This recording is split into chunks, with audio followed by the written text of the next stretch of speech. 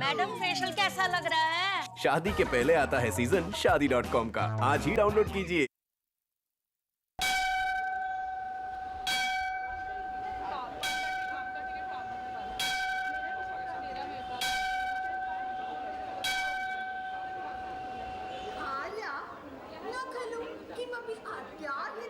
अंग्रेज को तबाह किया,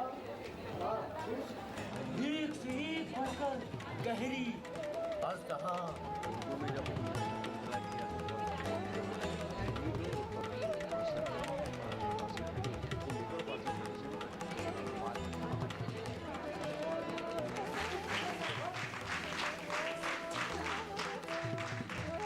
नाज़रीन, आज़ादी के बाद हिंदुस्तान में तहजीबी और सकाफ़ती सरगर्मियाँ मान पड़ गईं। पूरे मुल्क में मुनज़्ज़म तौर पर इप्टा और पृथ्वी थिएटर सरगर्म थे, लेकिन उनकी सरगर्मियाँ काफ़ी नहीं थीं। ऐसे में मौलाना आज़ाद साहब को संगीत नाटक एकेडमी कायम करने में कामयाबी मिली। इस तरह 1954 में संगीत नाटक एकेडमी का क़याम अमल में आया। 1959 में नेशनल स्कूल ऑफ ड्रामा के नाम से एक नई यूनिट कायम की गई। 1975 में इसका रजिस्ट्रेशन 1860 सोसाइटी एक्ट के तहत अलग से सोसाइटी के तौर पर हुआ और इसने मिनिस्ट्री ऑफ कल्चर के तहत काम करना शुरू किया। आज पूरी दुनिया में मकबूल हिंदुस्तान में अपनी नौइयत का वाहिद इदारा है जो थिएटर की तालीम देता है। इस स्कूल में थिएटर की तालीम देने के साथ साथ तालिब इल्मों से हर तरह के ड्रामे पेश करवाए जाते हैं। इन ड्रामों की तैयारी में स्कूल के असातिज़ा के अलावा दूसरे माहिरीन से भी मदद ली जाती है। नेशनल स्कूल ऑफ ड्रामा में 3 साल के दौरान थिएटर के तमाम एस्पेक्ट से वाकफियत कराई जाती है। उन्हें थियरी के साथ साथ प्रैक्टिकल भी करवाया जाता है। ड्रामा तैयार करने की जिम्मेदारी तालिबे इल्म पर ही होती है। वो खुद ड्रामा तैयार करते हैं जिसे नाजरीन के सामने पेश करना होता है। उसके बाद उसका डायलॉग क्या है? मुख्तलिफ हिदायतकार मुख्तलिफ फॉर्म में उनसे ड्रामा तैयार करवाते हैं और नाजरीन के सामने पेश करवाते हैं। अस्पताल आग लगकर जल जाएगा, मैं जानता था ये बात। और तुमने मुझे एक बार भी अस्पताल में नहीं ले गई, इसलिए समझ नहीं पाती।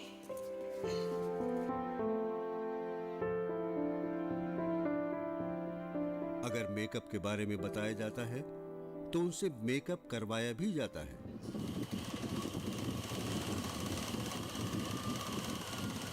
इसी तरह लिबास और दूसरे लवाजमात और ज़रूरियात के बारे में बताया जाता है। द पर्शियंस नाटक के लिए इस बार कॉस्ट्यूम करने का थोड़ा कोशिश कर रही हूँ। हमारे जो डायरेक्टर हैं मिस्टर ओवलियापुरी, वो काफ़ी ज़्यादा मदद कर रहे हैं।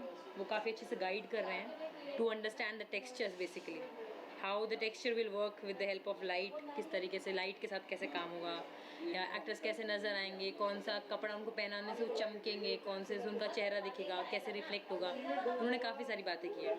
तो इसकी वजह से किसी एक टेक्सचर पे एक बार में स्टिक होना बड़ा मुश्किल है। ज़्यादा कोशिश ये रहती है कि ज़्यादा से ज़्यादा चीज़ों को देखा जाए, परखा जाए, समझा जाए कि अच्छा ये कैसे वर्क करेगा, ये वर्क करे कैसे करेगा। तो उससे एक इमेजिनेशन में कॉस्ट्यूम काफ़ी अच्छे से वर्कआउट कर रहे हैं।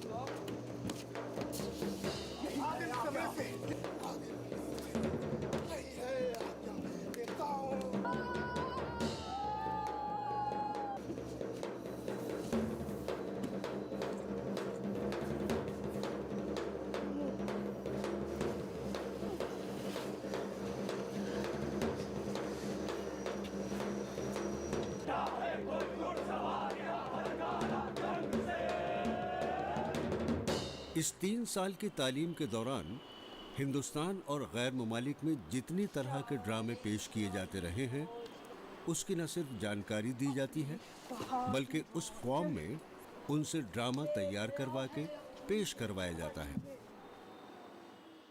एनएसडी का 3 साल का जो कोर्स है वो जो पहला साल होता है सारे स्टूडेंट सारे सब्जेक्ट करते हैं। उसके बाद वो उनको एक चॉइस मिलती है कि वो अभिनय करना चाहें या थिएटर टेक्निक्स करना चाहें, जो आगे जाके उन्हें डायरेक्टर बनाने की और थिएटर डिज़ाइनर बनाने की ट्रेनिंग दे। तो दूसरे साल में वो ये चॉइस करते हैं। और हमारे सब्जेक्ट्स बहुत हैं, 15 के लगभग सब्जेक्ट हैं, जो कि लिटरेचर के सब्जेक्ट हैं, जिसमें modern Indian drama, classical drama, world drama है। साथ ही में थिएटर आर्किटेक्चर है, सीनिक डिज़ाइन है, कारपेंट्री है, कॉस्ट्यूम है, मूवमेंट है, इम्प्रोवाइजेशन है, योगा है। तो स्टूडेंट्स को एक तरह से ड्रामा के हर एस्पेक्ट से वाकिफ़ होने का मौका मिलता है। नाटक की ट्रेनिंग के दौरान हमारा एक ख़ास हिस्सा हुआ करता है, जिसमें हम जैसे आगा हश्र के नाटक के ऊपर स्टूडेंट्स ट्रेनिंग लेते हैं, पारसी नाटक कैसे खेला जाता था उसके ऊपर ट्रेनिंग लेते हैं, और जो अलग नाटक, अलग अलग किस्म के नाटक आए हैं उर्दू के दौरान, कई बहुत सारे शेक्सपियर के नाटक उर्दू में ट्रांसलेट हुए, वो हम खेला करते हैं। तो हमारे लिए जो एक ग्रेट नाटक के, ग्रेट प्लेस का एक ट्रेजर है, उसको हम हमेशा देखते हैं। और उसमें हम NSD, उसमें एक तरह से ट्रांसलेशंस कराना, उनको खेलना और उनके ऊपर ध्यान देना बहुत इम्पोर्टेंट रहा। और आप ये देखिए कि एक तरह से पारसी थिएटर, जिसमें बहुत एक हिंदुस्तान के मेजर नाटक निकले थे जैसे आगा हश्र, उसका हम हमेशा सीन वर्क भी किया करते हैं। तो वो लोग, हमारे स्टूडेंट्स उससे वाकिफ़ रहते हैं हमेशा। इनमें संस्कृत ड्रामा, रिवायती ड्रामा, पारसी ड्रामा, मुख्तलिफ तरह के लोक नाटक, एशियन ड्रामा और वेस्टर्न ड्रामे अहम हैं। इन तीनों बरसों में कई उर्दू ड्रामे तैयार करके पेश किए जाते हैं। इस तरह हर साल कमोबेश 3 से 4 उर्दू ड्रामे स्कूल के तलबा के जरिए पेश किए जाते हैं। तो कोई शीशा ना था, क्यों हो गया फिर चूर चूर? क्या हुआ उठ जोर जवानी, देख अजल है घात में, देख किस कदर कुव्वत है इन बूढ़े हाथ में। ऐ आंखों, तुम्हारे नसीब में बाप का दीदार ना था। कहाँ हो प्यारे बाप, कहाँ हो प्यारे बाप? आओ आओ के आखिरी बार तुम्हारी शक्ल देख लो। क्या खबर थी कि बिगड़ जाएगी किस्मत अपनी? आखिरी वक्त दिखा दो मुझे सूरत अपनी। अपनी इस जवानी की मौत पर मातम करने के लिए अपने बाप को याद कर रहा है, लेकिन याद रख, उसकी मोहब्बत, उसकी आंसू, उसके फरियाद, कोई भी तुझे अब इस दुनिया में जिंदा नहीं रख सकते। मरहम कहाँ जो रख दे दिल पाश पाश पर, आएगा भी वो तो रोएगा बेटे की।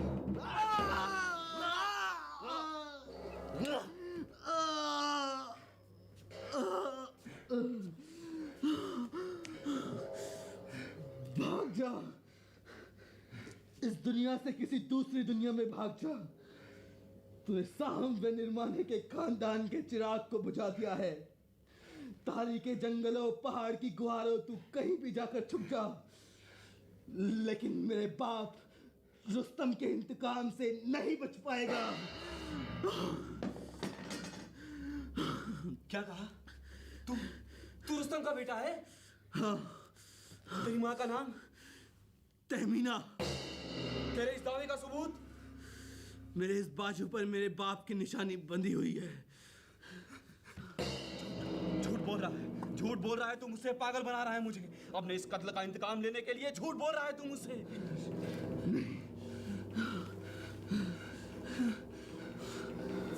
वही मोहर, वही निशानी। पागल बूढ़े, जलील, ये क्या कर दिया तूने? शहर जैसा खूनी हैवान, भेड़िए जैसा जालिम और रीछ जैसा मूजी भी अपनी औलाद के साथ ऐसा सलूक नहीं करता। खून में डूबा है वो जिससे मजा जीने में था। दिल के बदले क्या कोई पत्थर तेरे सीने में था। तोड़ डाला अपने ही हाथों से उस जालिम से तेरा ही चेहरा, तेरा ही नक्शा जिस आईने में था। फतेहमंद बूढ़े, तू रुस्तम नहीं, फिर मेरी मौत पर रंज करने की बजाय फिर मेरी मौत पर रंज क्यों कर रहा है? अब रोने और आंसू बहाने, मातम करने और छाती पीटने के अलावा मेरी जिंदगी में और बाकी ही क्या रह गया है? मैंने तेरी जिंदगी को तबाह करके अपनी जिंदगी का हर सुख, अपनी दुनिया के हर चैन को तबाह कर दिया। मुझसे नफरत कर, मेरे मुंह पे थू, मुझे हजारों जबानों में लानत दे। फगा हो, हसरत हो, सर से पाँव तलक गम हो। मैं बेटे का कातिल हूँ, मैं बदवक्त रुस्तम हूँ। बाबा,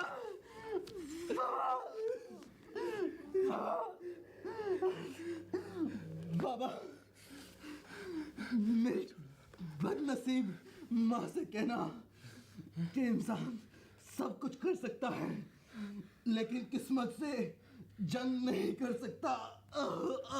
जब तेरी नाशाद माँ बाल नोचती, आंसू बहाती, दरिया और फरियाद की मूरत बनी हुई मेरे सामने आके खड़ी होगी और मुझसे पूछेगी कि मेरी कोख से पैदा हुआ वो शेर कहाँ है, तो क्या जवाब दूंगा मैं उसे? हिस्टोरिकली देखिए तो अलकाजी साहब ने ही उसको नेशनल स्कूल ऑफ ड्रामा की पूरी बेसिस ऑर्गेनाइज थिएटर ट्रेनिंग की इंडिया में, मॉडर्न इंडियन थिएटर में, तो अलकाजी साहब ने ही उसको जो भी शक्ल दी है वो अलकाजी साहब की देन है। उसके बाद उसमें तरमीम होती रही, कानन जी के टाइम में बहुत तरमीम हुई, उसके बाद भी लोगों ने तरमीम की, मगर जो बेस था अलकाजी साहब, जिस सोच के तहत अलकाजी साहब ने उसको सिलेबस बनाया था, वो सोच अलकाजी साहब के वक्त में अनफॉर्चुनेट बात ये थी कि बहुत ज़्यादा ट्रेन प्रोफेशनल टीचर्स नहीं थे हिंदुस्तान में उस तरह से। आज नेशनल स्कूल ऑफ ड्रामा के काफ़ी ट्रेंड स्टूडेंट्स की पूरी एक बिरादरी है जो टेक ओवर कर सकती है बहुत से सब्जेक्ट्स को पढ़ाने के लिए। तो उस दौर में इसलिए अलकाजी साहब का नाम और भी बहुत अहमियत से आता है कि वो प्ले डायरेक्ट भी कर रहे थे, डिज़ाइन भी कर रहे थे, क्लासेस भी ले रहे थे, स्टूडेंट्स को ट्रेन भी कर रहे थे, एंड ऑलमोस्ट सिंगल हैंडेडली उन्होंने 17-18 साल तक मॉडर्न इंडियन थिएटर को और ख़ासतौर से हिंदुस्तानी थिएटर को इन्फ्लुएंस किया, और उसमें उर्दू के भी ड्रामे आए। नेशनल स्कूल ऑफ ड्रामा तालीम के मकसद से कायम हुआ। इससे पहले दिल्ली के नाजरीन को मुख्तलिफ तरह के थिएटर देखने का मौका मिलना शुरू हुआ जो दूसरे शहरों को मैसर नहीं होता है। नेशनल स्कूल ऑफ ड्रामा से तालिब इल्म फारिग होने लगे तो ये फिक्र होने लगी कि अब क्या करेंगे ये। उनकी तरबियत करके उनके अंदर जो सलाहियत पैदा की गई है उसका इस्तेमाल कैसे हो। उस वक्त स्कूल के डायरेक्टर इब्राहिम अलकाजी थे। उन्होंने national school of drama repertory के नाम से 1964 में ऐसी तंजीम बनाई जिसका काम सिर्फ और सिर्फ ड्रामा तैयार करना और उसे पेश करना करार पाया। नेशनल स्कूल ऑफ ड्रामा की रेपेट्री ने अपने इब्तिदाई दिनों से ही उर्दू ड्रामे पेश करने शुरू किए। इब्राहिम अलकाजी की हिदायत में पेश करदा कमोबेश तमाम ड्रामे उर्दू के ही होते थे। ये वो जमाना है जब अलकाजी स्कूल और रेपेट्री दोनों की बुनियाद मजबूत बना रहे थे, और इसके लिए उन्हें उर्दू ड्रामा का सहारा लेना पड़ा। इससे पहले अगर कोई बाज़ाब्ता रिवायत थी तो वो पारसी थिएटर की थी, और पारसी थिएटर उर्दू जुबान में ही ड्रामे खेला करता था। अलकाजी ने इल्मी ड्रामे के तराजिम पेश करने का सिलसिला शुरू किया तो वो तराजिम भी उर्दू के लिए। इस दौर में पेश किए गए ज्यादातर ड्रामे कुद्सिया जैदी, J.N. कौशल और सफदर हाशमी के तर्जमा किए हुए थे। ये तमाम लोग उर्दू में ही तर्जमा करते थे। यहाँ तक कि बीवी कारंत ने जब ड्रामा तुगलक का तर्जमा किया तो वो मुश्किल उर्दू जुबान में था और उसी जुबान में उसे खेला गया। रेपेट्री को शुरू हुए लगभग 40 साल से ऊपर हो चुके, और उसका मकसद ये था कि जो यहाँ से स्टूडेंट्स ट्रेन हो के निकलें उन्हें एक ऐसा प्लेटफॉर्म मिले, एक ऐसी जगह मिले जो वो सीखे हैं उसको प्रैक्टिस कर पाएँ। तो उसी तरीके से रेपेट्री की शुरुआत हुई कि प्रोफेशनल थिएटर में काम करने का जो एक अनुभव होता है, जो एक्सपीरियंस होता है, वो उन्हें मिले। तो और दूसरा रेपेट्री का एक ये भी मुद्दा था कि वो नई किस्म का थिएटर, आधुनिक थिएटर, आज का थिएटर भारत के हर एरिया में, हर प्रांत में ले जाए, तो वो भी हम किया करते हैं। तो रेपिट्री साल में 4 या 3 नए नाटक बनाती है, फिर उनका टूर लगाती है और साथ ही में एक समर फेस्टिवल करती है जिसमें हर नाटक के काफ़ी शो हुआ करते। नेशनल स्कूल ऑफ ड्रामा की रेपेट्री का तजुर्बा कामयाब रहा तो इसे मुल्क के मुस्तकबिल बच्चों की फिक्र सताने लगी। उस वक्त की डायरेक्टर कीर्ति जैन ने सोचा क्यों ना थिएटर में बच्चों की दिलचस्पी की शुरुआत करें।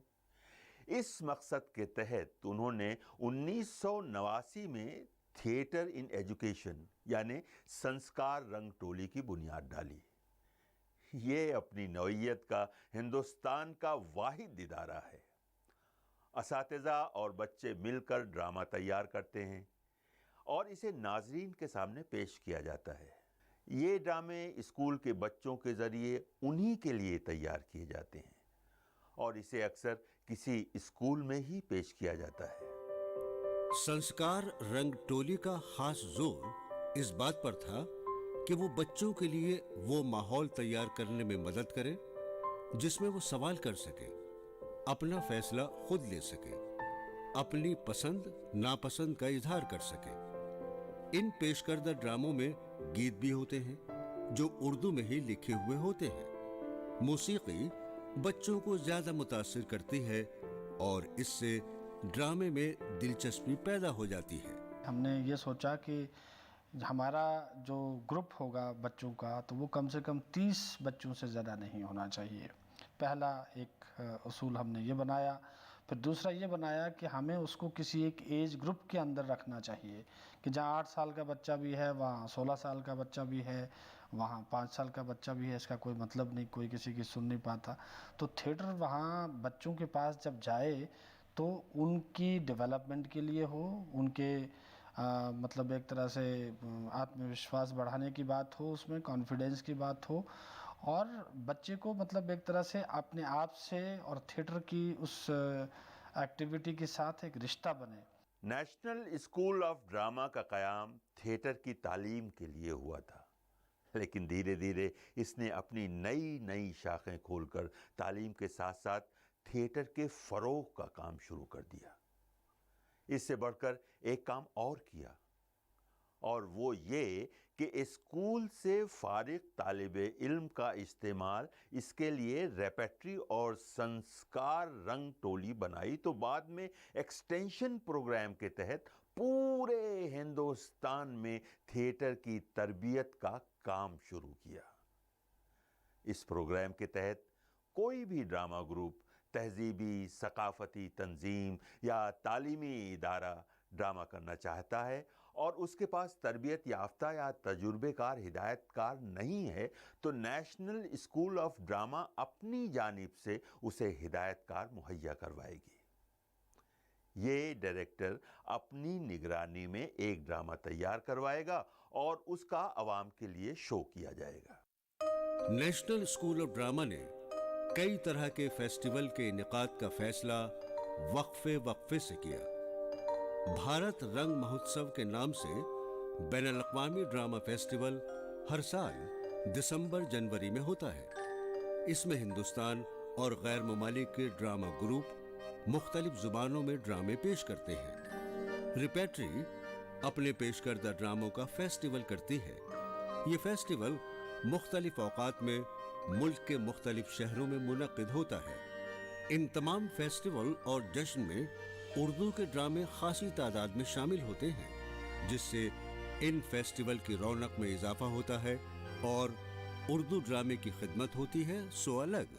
मिसाल के तौर पर 50 नाटक हैं तो 2 या 3 नाटक आपको उर्दू ज़बान में मिलेंगे, लेकिन वो भी खालिस उर्दू नहीं होंगे। वो ऐसे होंगे जिसमें कहीं कहीं कुछ उर्दू ज़बान का इस्तेमाल है। पर हाँ, जो कभी हैदराबाद से ऑल्टरनेट ईयर्स में कभी एक आ जाएगा जो उर्दू नाटक होगा, लेकिन बहुत ज़्यादा उर्दू नाटक होते हों ऐसा नहीं है, क्योंकि वो भारत रंग महोत्सव है, पूरे भारत को उसे कवर करना है। वो उर्दू रंग महोत्सव नहीं है, तो इसलिए उनको इस बात का भी ख्याल रखना होगा। अब जैसे वहाँ पे जर्मनी के भी नाटक आते हैं, फ्रांस से भी आते हैं, तरह तरह ज़बान के नाटक आते हैं, तो एक आध भी अगर वो मौका देते हैं तो अच्छी बात है। लेकिन देखने वाली ये बात है कि जिस शख्स को उन्होंने मौका दिया नेशनल प्लेटफॉर्म पे लाके वो साल भर क्या कर रहा है? क्या वो सिर्फ भारत रंग महोत्सव के लिए नाटक कर रहा है, या वो सच में उर्दू की मुहिम में जुड़ा हुआ है और उसको जब मौका मिला तो उसने अच्छा काम किया? दीवार की ही मालूमात हासिल करनी थी तो मुझसे ले लीजिए, वो पहले की तरह टूटी पड़ी है। अगर बन भी गई होती तो क्या बात थी?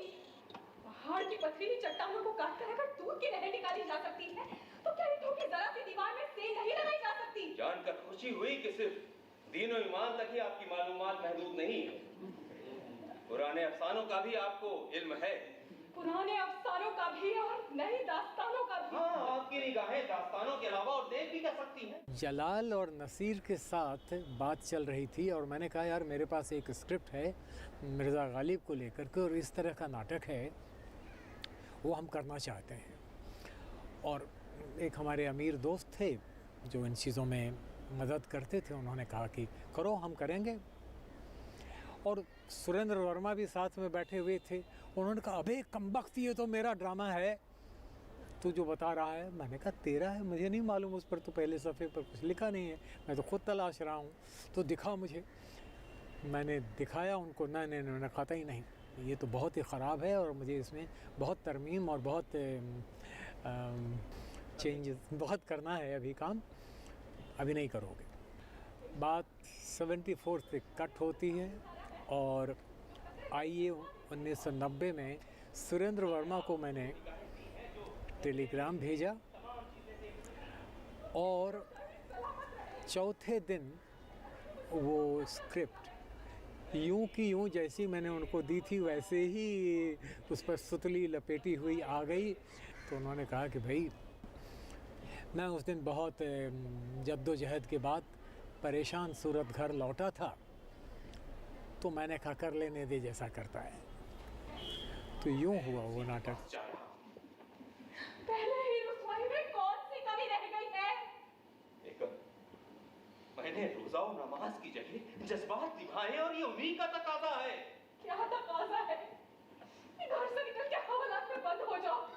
नहीं, इसकी नौबत नहीं आएगी, इससे पहले मैं सही सलामत उस घर में दाखिल हो जाऊंगा, इतना यकीन तो मुझे है। इतना तो मुझे भी यकीन है, लेकिन फिर क्या होगा? इस बात का एहसास है कि आपको दिल्ली को एक बहुत ही रंगीन किस्सा मिल रहा है जो कूचे कूचे में चटखारे ले लेके सुना जाएगा। मुझे आपके लिए हमेशा अफसोस रहा है, लेकिन ये जाना मुल्तवी नहीं हो सकता। नहीं, आखिर ऐसी कौन सी कशिश है उसमें? ये शादी का नहीं, दर्द का रिश्ता है। और इसके ताने बाने जब बुने जा रहे थे तब मैं पूरी तरह से टूट चुका था। मेरी बयाज, लोगों का ज़ौक़ सुखन, हर शय पर से मेरा यकीन उठ चुका था।